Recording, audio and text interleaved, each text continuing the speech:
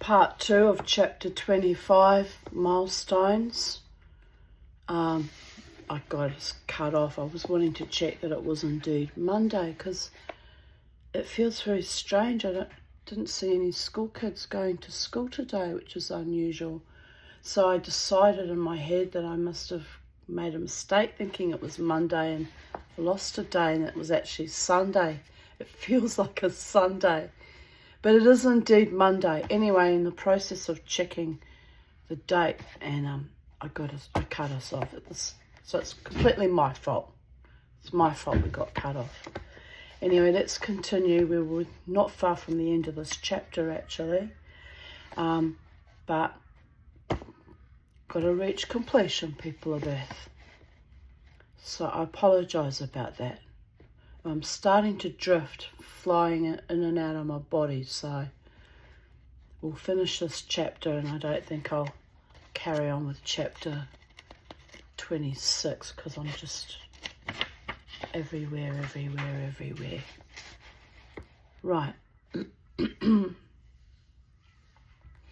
we got cut off where the Hells Angels had moved into Canada in 1977 in December, building from the membership of the old Popeye Club. Campbell had ridden there on a new blue classic Harley for an event that would change his life. 8 industrial-strength sewing machines were hauled into the clubhouse to stitch the winged death head patches onto the new members' vests. For Campbell, it was the chance to see the world, not prestige, that pulled him out of retirement. The club was in every country. You can travel. Mama T always wanted to travel the world. She'll have to start up her own outlaw motorcycle organisation, which would be cool if I knew how to ride a motorcycle.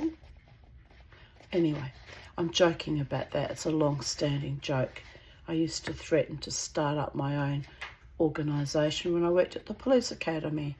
Saw how fucking incompetent they were. Straight out of all the police academy movies. I said, I think we're up to number 8. Even the chief super came out and just stared at me and nodded. She knew I was speaking to truth. By the gods. Anyway, I never did turn to crime or start any, organisations. I'm an upstanding, upright, straight up, say it how it is woman, and I'm a decent woman, and I never turn to crime. Although I get a little bit homicidal at times, but I still haven't turned to crime, people of Earth. And, I guess I can be grateful and proud of that too. Another thing that I managed to circumvent.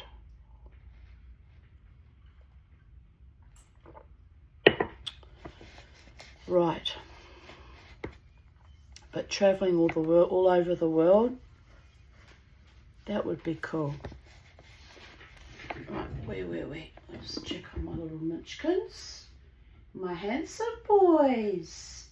Yes. You're my little babies. You're my little babies. I didn't have to have epidurals to bring you into the world. Your mothers did it for me, and you were hatched out of eggs like real little birdies. It's terrible when you think about it, how pets get taken from their mothers and given to humans, and we call them our babies. It's a bit twisted when you think about it. It's a bit twisted, isn't it?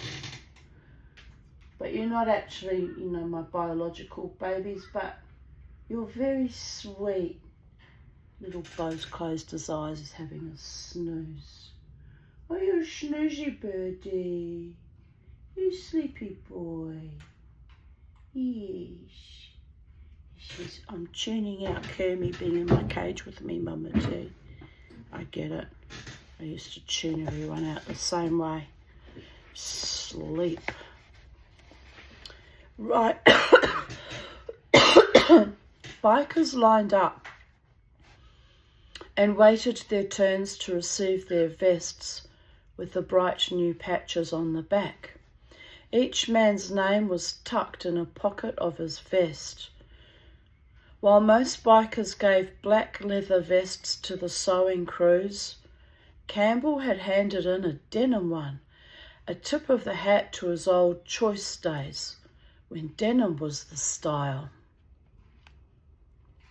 All the new members were also given brass death head pins of a winged skull as a final touch. Campbell celebrated inside the clubhouse with whiskey, then went outside to catch a ride in an Angels van back to his hotel. By mistake, he stepped into the wrong van. "Hi, Lorne," said a man inside. It was, now let me try and pronounce this correctly. It was Guy Ouellet, Sûreté du Québec, biker specialist. "What the fuck are you doing?" shouted a Hells Angel from outside the van. The angel was hollering at Campbell, who didn't yet realise he had entered a police surveillance van by mistake. The other SQ officers, which would be Sûreté du Québec, I'm impressed that I pronounced that reasonably okay, were as stunned as Campbell. He climbed back out of the police van and returned to the Angels' fold for more partying.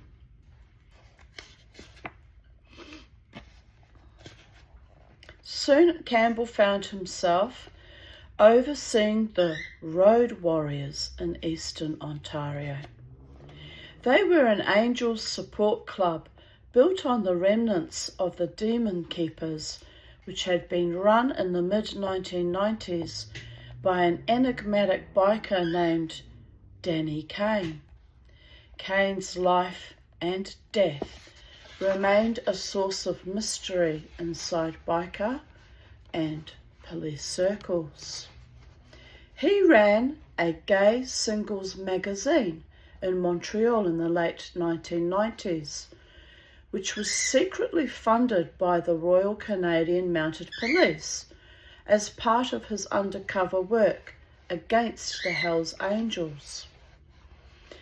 Over 6 years, on and off as secret agent for the RCMP and the SQ, Kane helped justice officials gather information needed to charge some 120 Hells Angels with more than a dozen murders and an assortment of other crimes.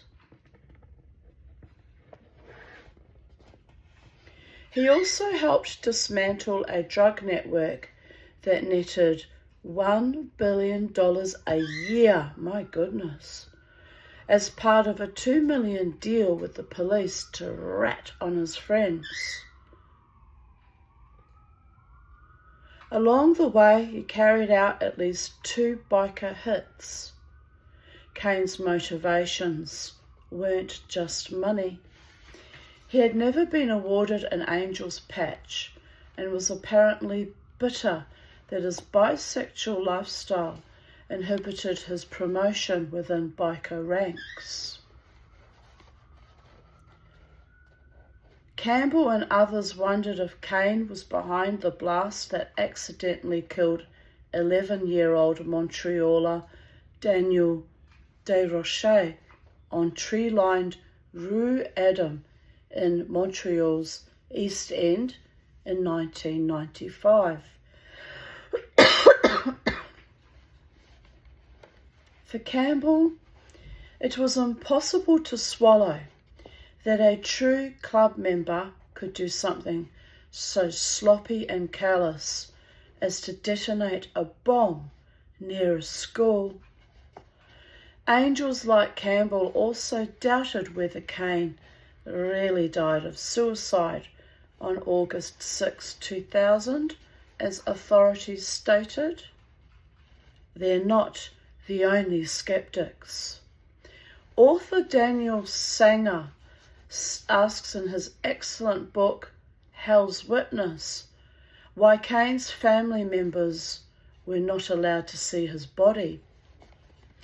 It was also curious that samples from his body were destroyed before they could be tested by scientists hired by biker defense lawyers who wanted to verify the cause of death. You being nice to each other, my boys? He's studiously eating all his food, which is funny because he's got the same food in his cage and he won't eat his food.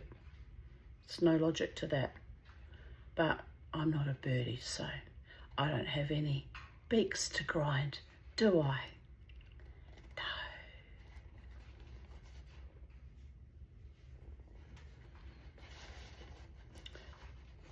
Some angels speculated that Cain had been killed by police and not by his own hand. Others thought he hadn't died at all and was instead secretly relocated by authorities. Campbell says he was told by former demon keepers that they believed he received $10 million to move far away after his death was faked. They swear to me he ain't dead. Cain's former clubmates can't believe that he was suicidal. He was not like that, Campbell says. One of Campbell's new contacts was a man heavily into the porn and adult sex toy business, who was trying to divine how to make money off the internet. During one meeting, Campbell joked that he was having trouble finding a suitable penis enlarger. His contact gestured towards a woman who disappeared into another room. She brings two out. How do I say I was just joking? I didn't. His new contacts also gave him 1,000 Viagra pills to sell. Campbell declined the penis enlarger, but took the Viagra, which he gave for free to his friends, spawning obvious jokes about hardened criminals. Campbell was set up with a stripper agency as well, a business he had tried to run back in the early 1980s.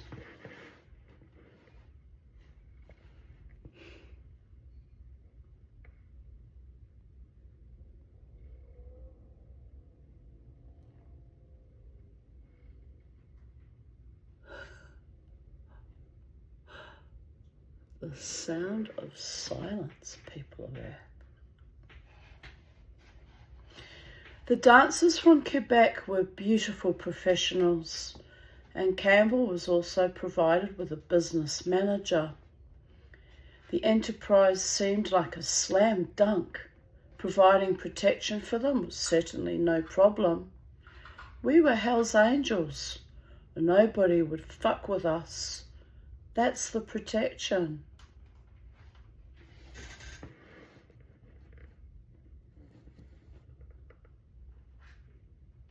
Chewing on their beaks means they're happy. We'll go with that, people of Earth. The general business arrangements seemed simple. They, dancers, would just pay us so much a week. They wouldn't pay us by the lap dance.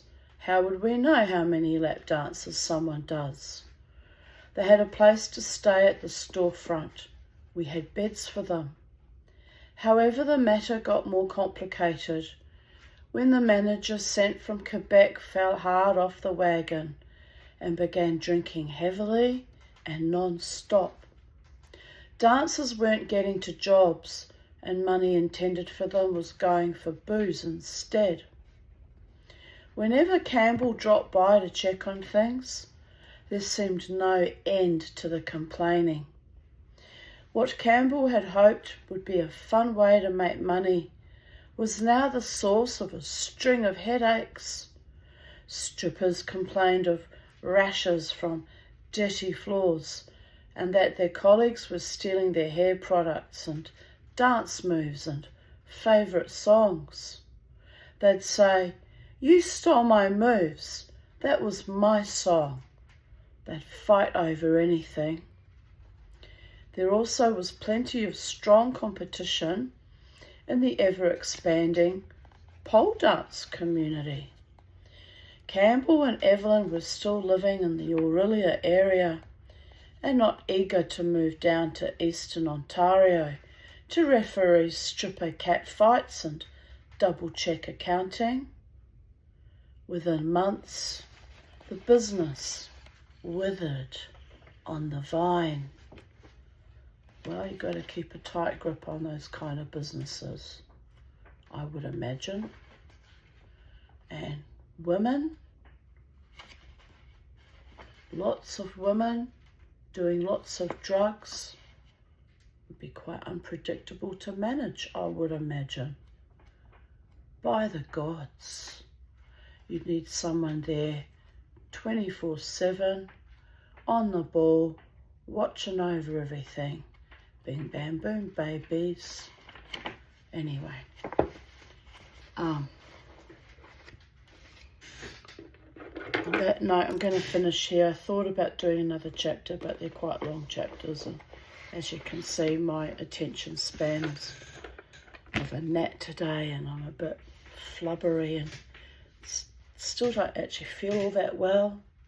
I'm better. I am a lot better than I was, so I'm very happy about that. 3 weeks ago when I came down with that lurgy, I actually was wondering if I might actually die of it. Still didn't go to the fucking hospital though. You know, the way even when I was birthing Crystal, the way I was abused, it was immense. And it was a form of systemic abuse.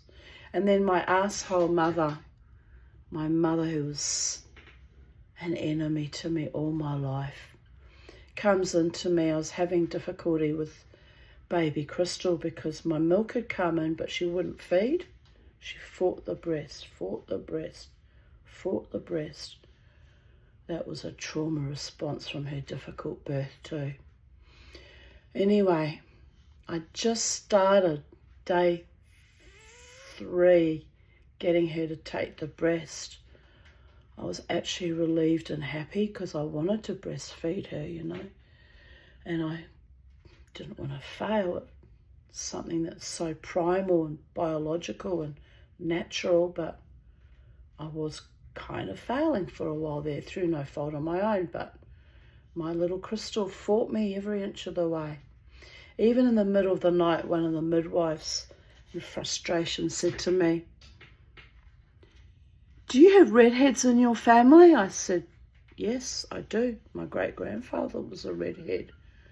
I said, "I was born with red hair, but it all fell out and I was bald as a badger's ass for 9 months, and then my hair came back peroxide blonde." "That'd be right," she said to me. "That'd be bloody right." She said, "You've still got all the freckles.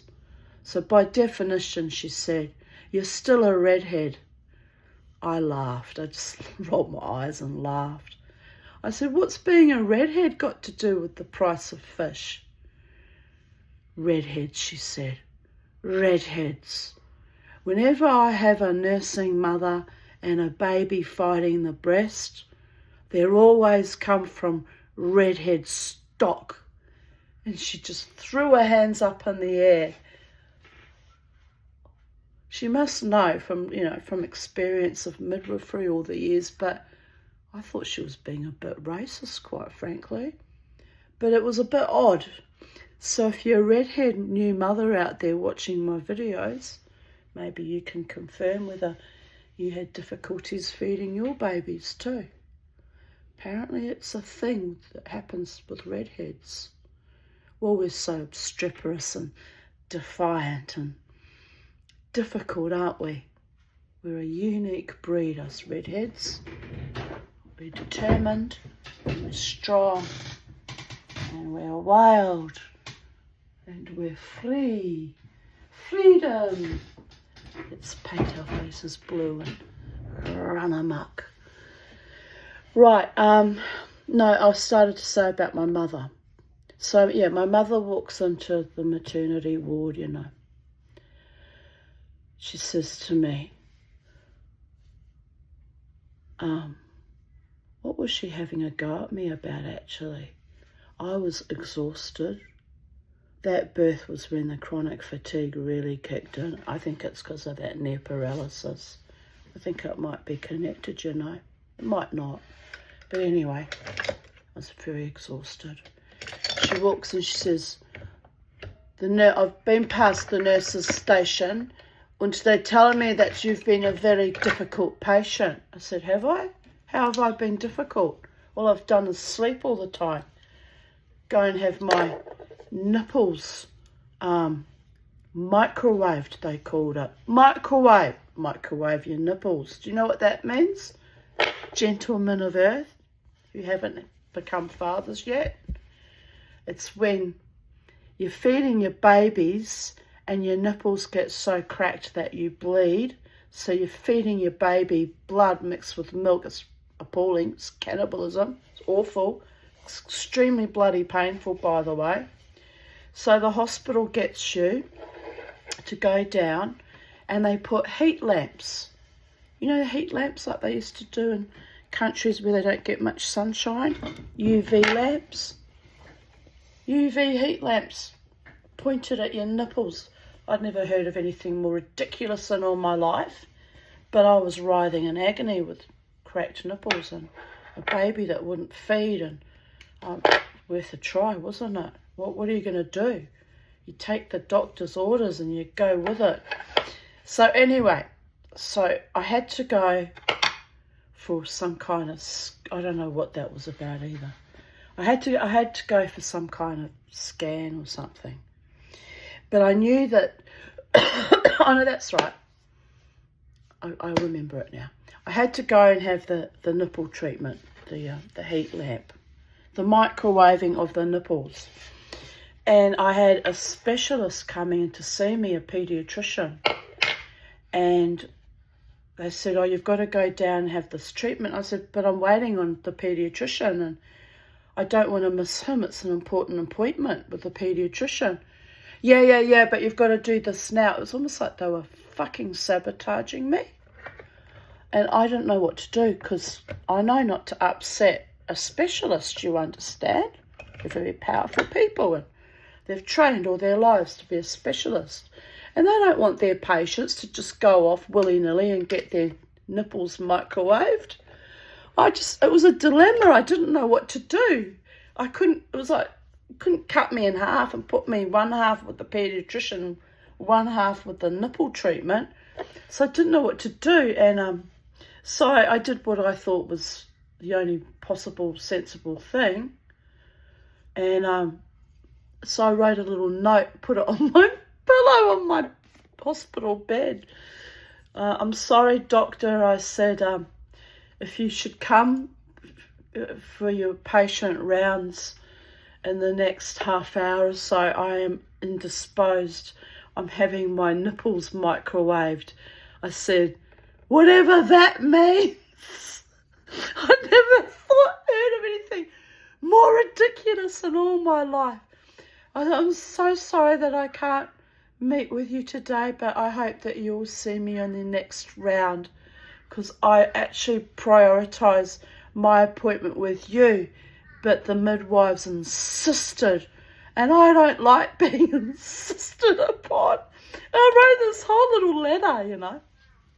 Anyway, so I go off for this, which turned out to just be a fucking glorified heat lamp.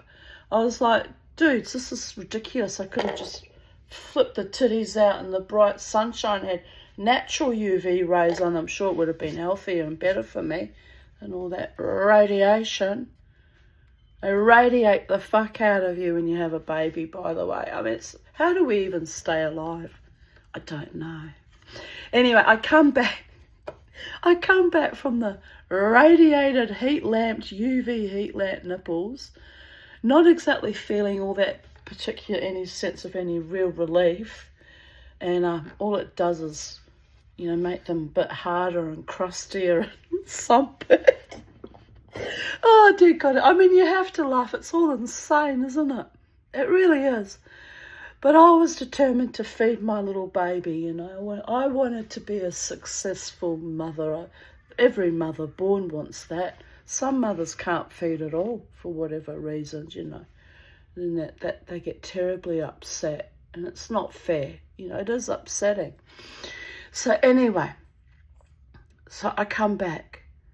And the midwife gives me the funny look and she says, well, he's been in and he's gone and you missed him. And I said, I told you I'd miss out on that appointment with the paediatrician. I said, I'm very annoyed about this. She said, oh, it doesn't matter. He'll catch you next round. She said, he's looking forward to meeting you, Mrs. Aarons. I said, oh, really? Why is that? Because I immediately get suspicious, especially about men looking forward to meeting me. And she says, well, he read your little note and she says, you gave him a good laugh. She said he was laughing so much he was shaking. I said, it wasn't that funny. She says, it was to him. You'd have to be a specialist to understand it. I said, oh, that's nice. Anyway, when I actually did meet him, he said, he gave me the best laugh I ever had for that day. He said, you might not realise it, Tanya, he said, but I really needed that laugh that day. He said, you're a very funny woman. I said, but doctor, who microwaves nipples? He just started laughing again. Anyway, my mother bitched about it to me. She said, you've upset all the nurses' station. They all hate you. They did kind of hate me. I don't know why. I didn't do anything wrong except crawl on my paralysed leg to the toilet and back. And, made them look bad, I suppose. Made them look incompetent. But I needed to pee and there was no one there. And there was no one there for a long time and I couldn't hold it much longer. And I knew if I didn't go to the toilet and pee, I was going to pee in my bed. And I'd been degraded and humiliated enough giving birth. I was not going to pee the bed as well, you understand. Still funny about that to this day. Incontinence is enough to send me wanting to jump off a roof on a tall building. It was very, very bad when I had the surgery in 2007. It was very, very close. Anyway, so they were so awful, those midwives, those women. Then my mother comes in. You've managed to turn enemies out of all the nursing staff. I said, really, how did I do that? I don't know, you're just so difficult. Why are you so difficult, Tanya? I said, I haven't been difficult at all. And my Māori new friend and that, we had our babies together, Tanya, she pipes up. She hasn't been difficult. She's really, really struggled. She's really been given a hard time. And my mother just, oh, you don't understand. My Tanya is always I'm never difficult. I'm actually very compliant. Unless you want me to do something that I know is not good for me. Exhibit A, the COVID epoch. But I'm really easygoing and happy-go-lucky and I go along with most things until you start abusing me. And then you're gone. Not literally, but figuratively speaking. So anyway, but she comes in and starts screeching at me. And I just looked at her. I thought, I don't know who you are, but you're not fit to be my mother. You should be kind and nurturing, supporting me when I've just given birth to your second grandchild. You should be loving and supportive. No, she lacked capacity, that woman. I came home with my newborn baby, I've still got a photo of me that Michael took of me standing in the living room of our little duplex. And I'm white as a sheet, just so exhausted. I was in the hospital for 5 days. They kept me in because Crystal got jaundice. And I came home and I'm traumatized. You can see it on my face. I'm traumatized. I'm pale. I'm exhausted. And straight away, he brings my mother over. And she was at me like a fucking rabid chihuahua. And then my mother-in-law comes and my mother eggs her on. I went, don't bring her into it. I just sat there, I thought, now I'm surrounded by enemies and I've got a little baby. And how am I going to survive all these bastards?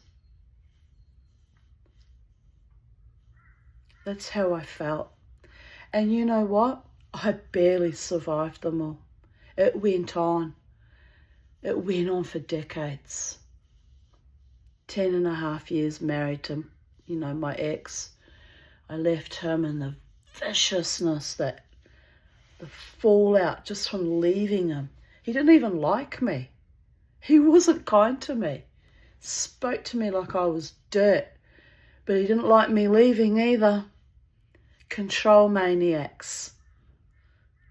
And anyway, then I had to put up with my mother's evil shit that went on till 2.5 years after her death. And Lynn, my beautiful Lynn, came to see me, on Friday. And I said, I said, my mother flogged my dead horse for 2.5 years after her death with the will dispute. I said, I suffered over that woman. And Lynn looked at me and point blank, she said, it was a lot longer than that, Tanya. It was a lot longer than the 2.5 years. She said, she really did you a lot of damage, Tanya. You've only just come up for air in the last few years. And I looked at her and I thought, yes, I had my suicide attempt in 2015 and the will dispute ended in September 2012. So Lynn's quite right. It went on for a few more years of suffering over that bloody woman that birthed me by caesarean. Thank God, by caesarean. But anyway, here we are. Here we are now. It's 2025. So, 7 years after the suicide attempt. No, that's wrong, isn't it? 2015. 10 years. It'll be 10 years on the 22nd of this month. 10 years. It's taken me 10 years after all that evil with my own mother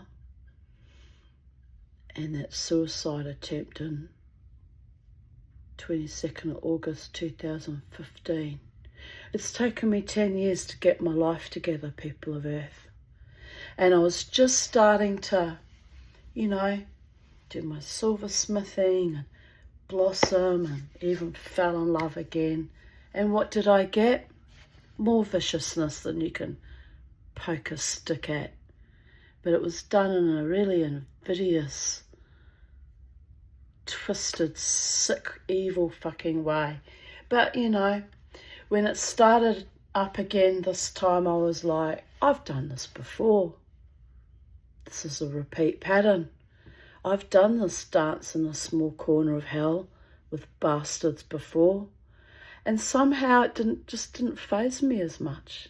It's just like, same game, same modus operandi, same sadism, same perverted evil. And I've risen above it. I've risen above it. Still go dancing.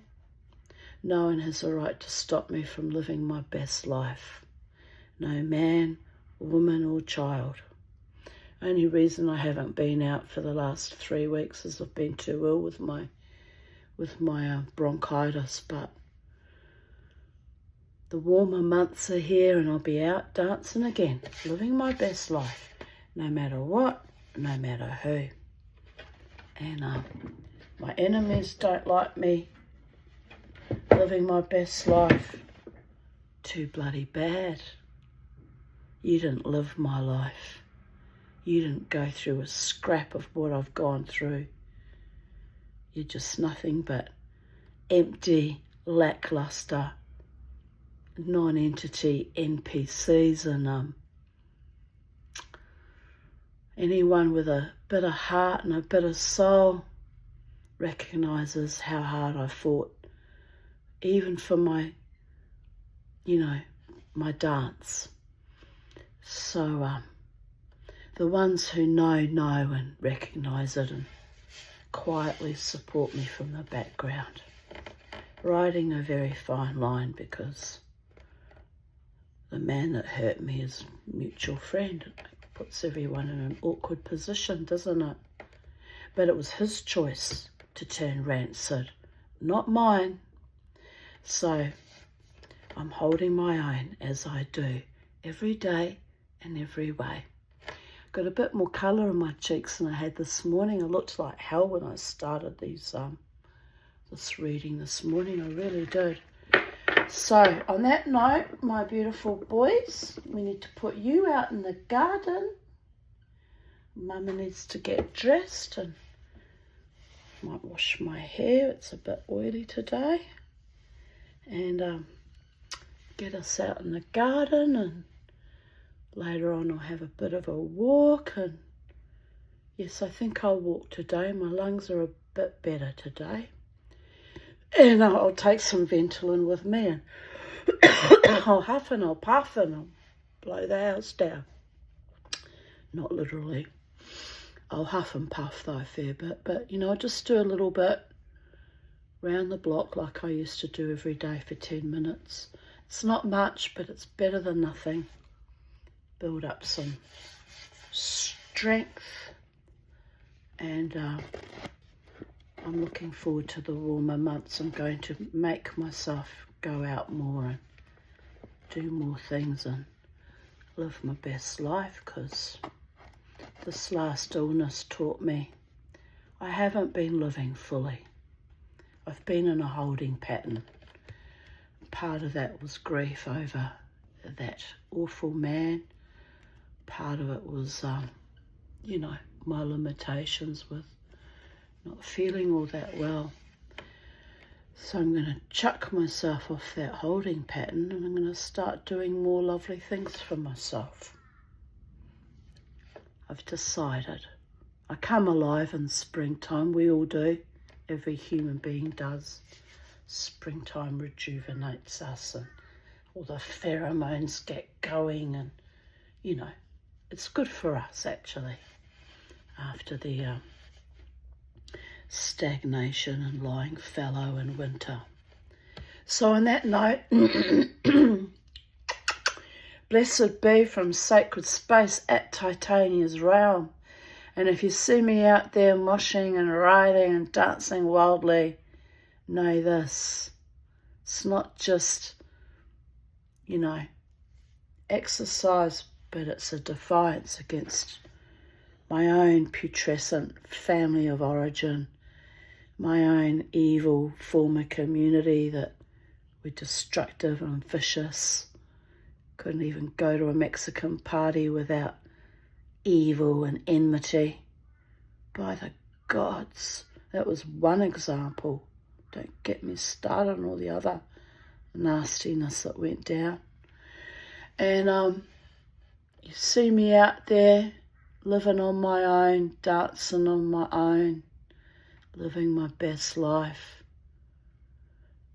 Try to have a bit of couth and a bit of compassion, a bit of understanding.